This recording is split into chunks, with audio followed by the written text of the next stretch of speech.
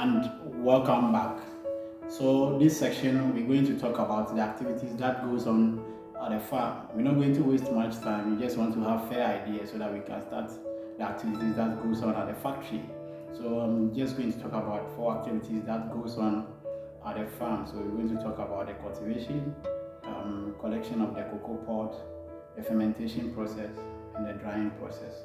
So cultivation is whereby you get the seedlings and then you plant it. The farmer has to get the seedlings and then plant it. But note that a cocoa cannot be grown in all countries. Not every country that can cultivate cocoa, but mainly West Africa, Central America or South America, and then Southeast Asia. Thailand is also known of cocoa production, but not in large quantity, but it is also increasing nowadays.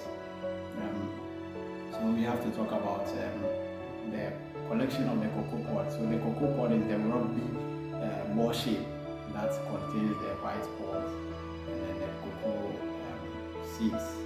So cocoa takes about 5 to 7 years or 3 to 5 years to bear fruit. 3 to 5 years to bear fruit. And then after it bears fruit, the farmer has to collect all the cocoa pods and then gather all of them at a section and then slice them, whereby they scoop the white pulp which contains the cocoa seeds and then ferment it. But the fermentation is very important in chocolate making process, because if your cocoa seed does not ferment well, it is going to affect the taste of the chocolate, because fermentation has a major role in the taste of the chocolate making.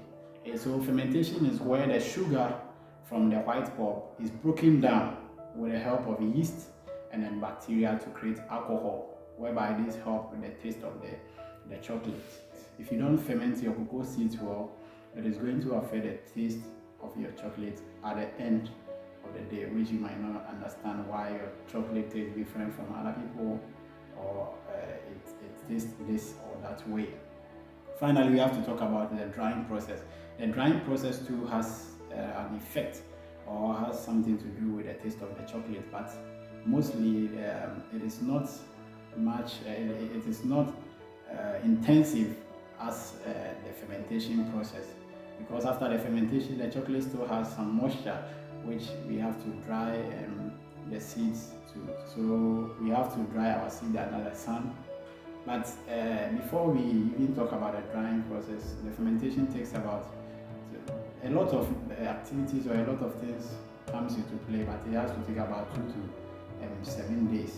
Fermentation mostly takes 2 to 7 days, and then we just move to drying. Drying also has some effect on the taste of the chocolate. You just have to dry your cocoa seeds well so that it's well dry, after which we bring it to the factory and then the other activities take place.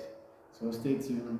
Our next video we're going to talk about the activities that happens at the factory after the cocoa seeds are brought to the factory. I'm your chef, Chef Mansa Musa. Follow me on all social media handles: TikTok, Chef Mansa Musa, Facebook, Chef Mansa Musa, YouTube, Chef Mansa Musa. Stay tuned, stick and stay. Thank you.